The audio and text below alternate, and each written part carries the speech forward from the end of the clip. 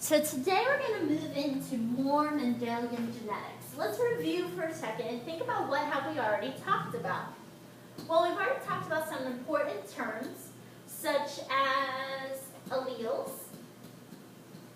And remember that alleles were just different versions of a trait. Different versions of a trait. And then we can actually describe alleles even further.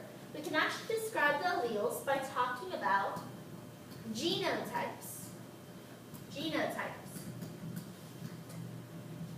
What we looked at previously, yesterday, is that how genotypes, or actually today, how genotypes can be represented by two letters, something like big A, or little a, or big A, little a. We also added some more vocab words to this. We had homozygous.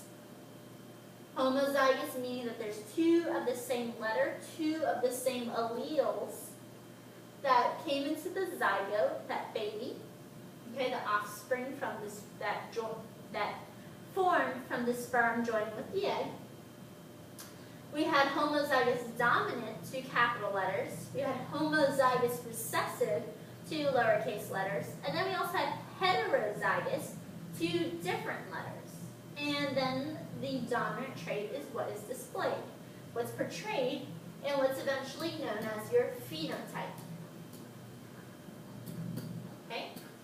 So your genotype are the alleles that you receive from your parents that are inside of your genes. And then your phenotype is, well, what do those alleles represent when they're in you? What's the result of those alleles? The physical aspect of it. Okay.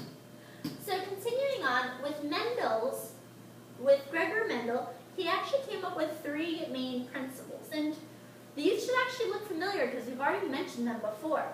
The first is the principle of dominance, and this says that the dominant allele can mask or hide your recessive allele. So that's thinking about big A, big A, little a. You actually do have to fill in this chart here.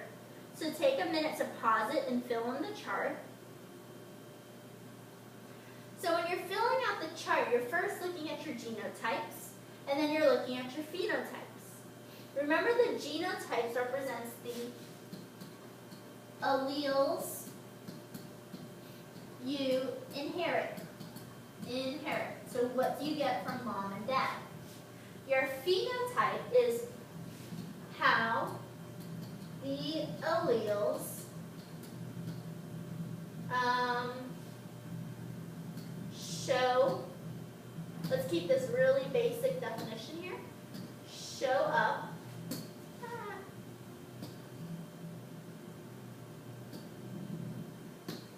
how the alleles show up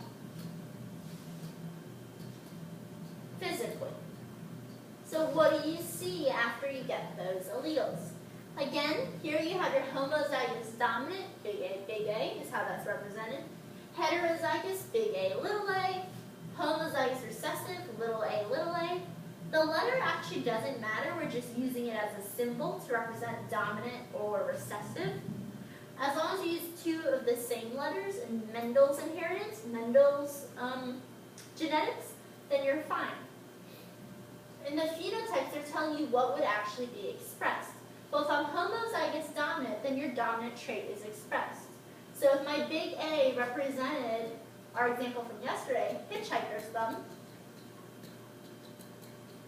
then if I had two big A's, that means I have a hitchhiker's thumb, which I actually don't.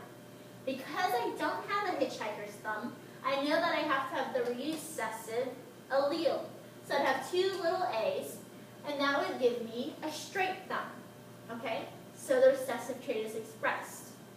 If I have a straight thumb, then I definitely could not be heterozygous, big A, little a.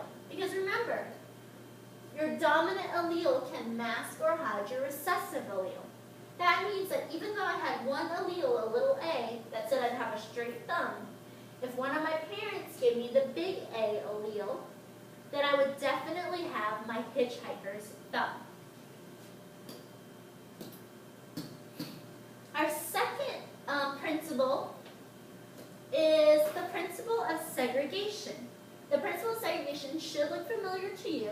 actually referring to meiosis. This happens during meiosis when we're making sperm or egg. And this is when the alleles separate, so each parent can only pass on one allele per trait. You only need one allele for hitchhiker's thumb from mom and one allele from dad, because you only need two at the very end. And then we get half of our genes from each parent. So here what they're showing you is that within each cell, we're just splitting apart those chromosomes, splitting the alleles in half, so that at the end, each sperm cell or each egg cell gets half of that information. The next thing that should look familiar to you is the principle of independent assortment, okay? Which chromosome goes into which egg? Which chromosome goes into which sperm? Well, all of that is going to be random or happens independently from each other. Independently from each other just means that it happens randomly.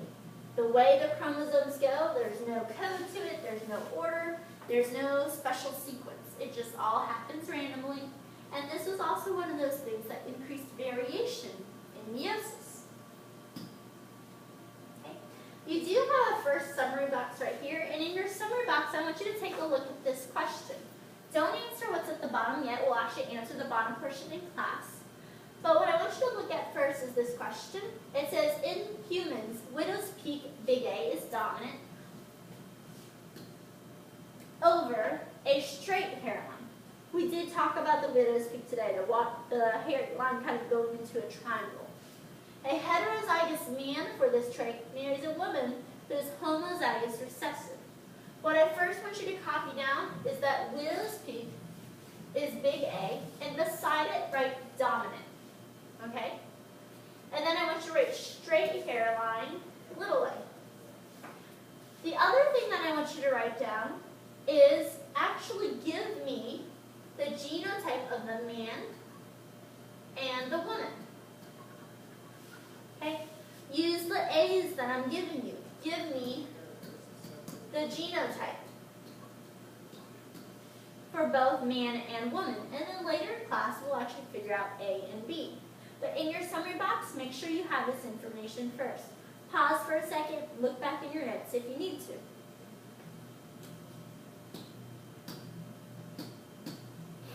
Then we have our genetic probability, and this is when we start talking about Punnett squares, which probably looks really familiar to a lot of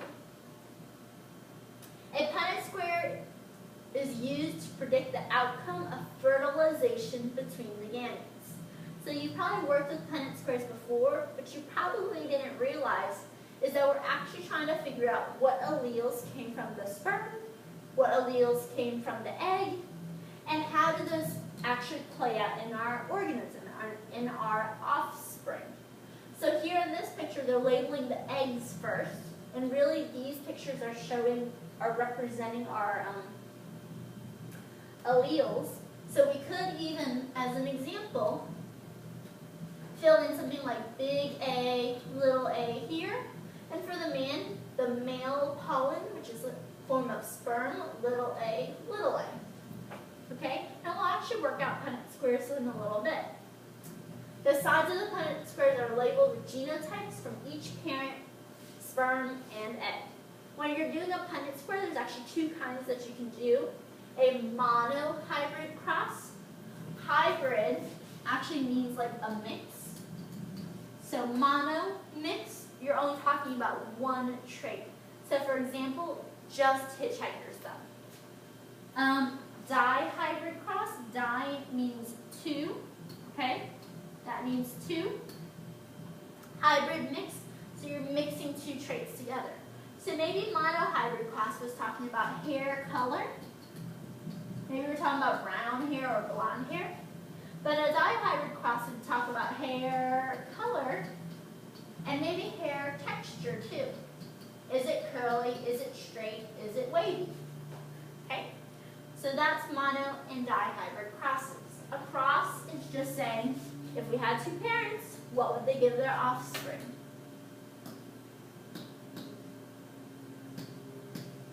Okay?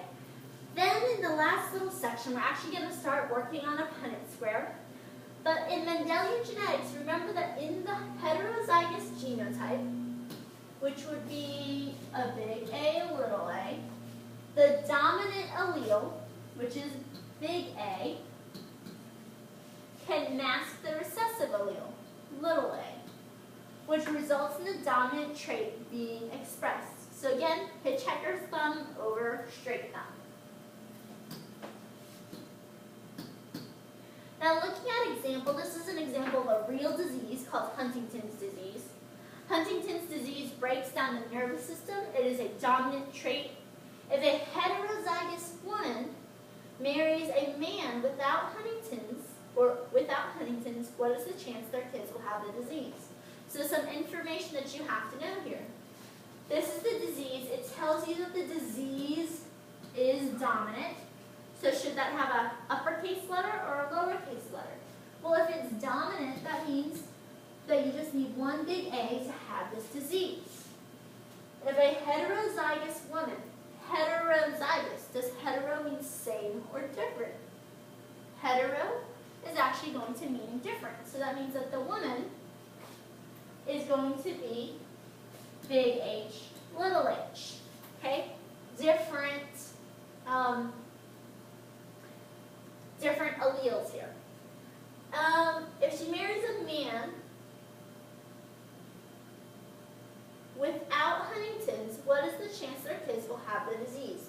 Well, if he doesn't have Huntington's disease, what genotype would he have? Could he have big H's? Could he have little h's? Could he have one of each? Well, remember that Huntington's is dominant, so if you have one big A, or in this case we're actually using H's, if you have one big H, then you definitely have the disease. He does not have the disease. He, the man, is without Huntington's. So he would actually be little h, little h. So now I ask you, what is the chance their kids will have the disease? Well, you want to fill in these boxes. Remember that any capital letters you have, you write that in first. So here I have a big H, so I'll use that first, big H, and I'm actually going to carry it all the way down. Big H, big H. Here I have a little h. I'm going to write that second because in case I have a big H on the other side, I can write it in the front and not have to squeeze it in or erase. So little h. I'm just going to drop those down into the boxes. Now I'll work my way across. Big H, little h, little h, little h, little h, I'm bringing that over, little h, I'm bringing that over. Looking here, what is the chance that their kids will have the disease? Well, will the kids with little h have the disease? No, it's a dominant disease. So if you have the recessive genes only, the recessive alleles only, you don't have the disease. But here I have two boxes with a big H, little h. If all four of the boxes add up to 100%, what's my percent chance? Well, I have a 50% chance of having the disease. Each box represents 25%. Then it asks you, what is the phenotypic ratio, the results of the genes? Phenotypic, you're thinking about the looks or the results of the genes. Well, you literally are going to count how many you would have. How many Huntingtons to non-Huntingtons you'd have. I have 1, 2 with the disease, 1, 2 without the disease. Then the second question, what is the genotypic ratio? Compare the genetic combinations. So I'm looking at the different types of genes I have. Are they all homozygous recessive? Are they all homozygous dominant? Are they heterozygous? Well, I only have 2 patterns here. So I really only have H, big H, little h, compared to little h, little h. But I need a ratio, so I need a number. And that would be 2 to 2 again. I could reduce this and make it 1 to 1. In both cases, 1 to 1.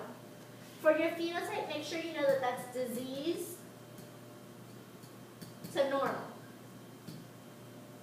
Okay, disease to normal. And we're going to stop right there for today.